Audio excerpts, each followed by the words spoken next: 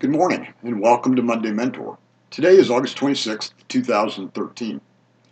I want to follow up on our discussion last week about social media by discussing some of the common objections leaders express about using social media.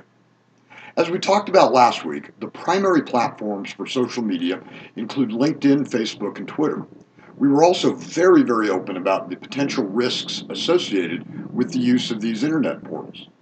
Today we'll take a look at the common objections leaders have to a robust presence on social media. The most common objection that we hear is a lack of time. There is no doubt that the use of social media takes a time investment, but it's extremely exaggerated in terms of scope and commitment level. Connecting this to our recent discussion about focus and mental discipline, the easiest way to manage social media is to devote about 10 minutes every day to updating and checking your statuses. This 10-minute investment can be done in very off times and should not be a burden to even the busiest of schedules. Now, I don't want to mislead you.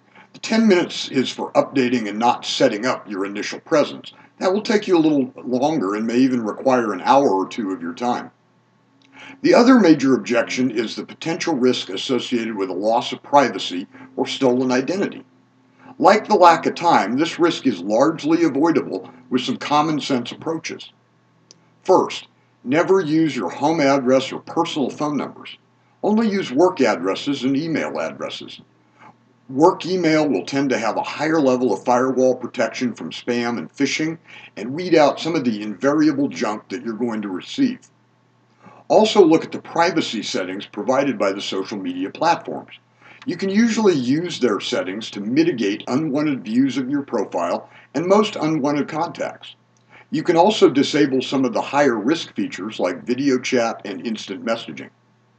The most important thing to remember here is a good, healthy dose of common sense goes a long way in protecting your privacy. The final objection to a robust social media presence is the hesitancy to disclose any personal data. The truth is that you're generally disclosed more over cocktails at an in-person networking event than you would via Facebook. Please remember that a leader will embrace social media to establish or further their brand identity and to further humanize interactions with team members. To do that, some level of personal disclosure is required. Think about the common relational boundary areas of family composition, interests outside of work, location of origin, and affiliations.